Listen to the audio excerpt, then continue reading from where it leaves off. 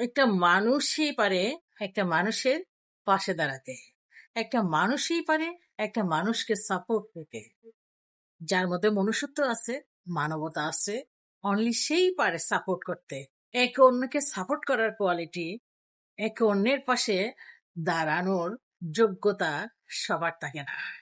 সব মানুষ তার মানুষ না। কিছু কিছু মানুষ মানুষের চেহারায় প্রাণীও বটে, অমানুষও বটে।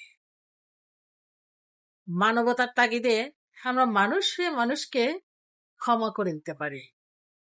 যতই অপরাধ করুক না কেন, যতই ক্ষমার অযোগ্য হোক না কেন, আমরা মানবতার খাতিরে মানুষ হয়ে মানুষকে সহজেই ক্ষমা করে দেওয়ার সিদ্ধান্ত নিয়ে ফেলি, সহজেই ক্ষমা করে দিতে পারি। বাট জীবনের তাগিদে, জীবনের ক্ষেত্রে সময় আমাদেরকে এক পলকও ক্ষমা করে না। সময় তার নিজের গতিতেই প্রবাহিত হয়। কখনো পুরো পৃথিবীর বিনিময়ে এক পলক সময় আমাদেরকে দেয়া হবে না, আমরা পাবো না, যখন আমাদের জীবনের নির্ধারিত সময় শেষ হয়ে যাবে।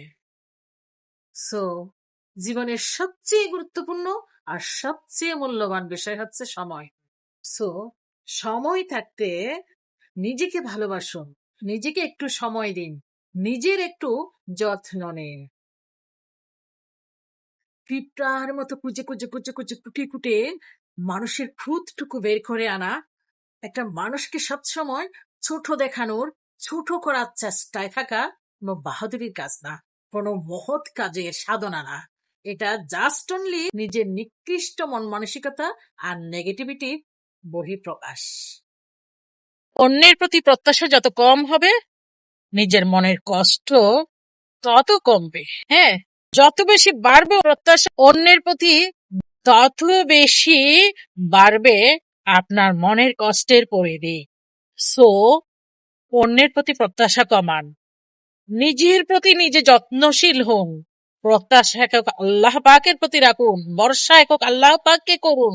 নিজেকে ভালো রাখার দায়িত্ব, নিজের জীবনের দায়িত্ব নিজেই নিন। অন্যের প্রতি প্রত্যাশা কমান, নিজের প্রতি নিজেই যত্নশীল হন। কি খুব বেশি হতাশ, খুব বেশি অসহায় ফিল হচ্ছে?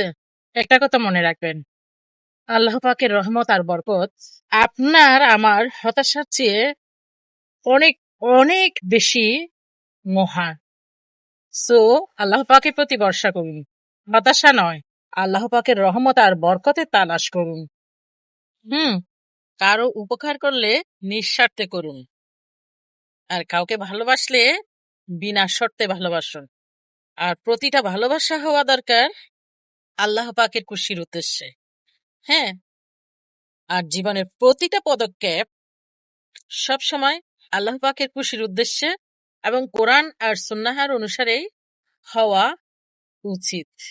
আর এটাই হচ্ছে সঠিক জীবন বিধান।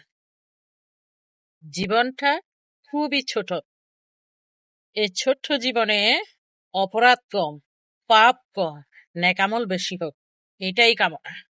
আল্লাহ পাক আমাদের সকলকেই বোঝার তৌফিক দান করুন।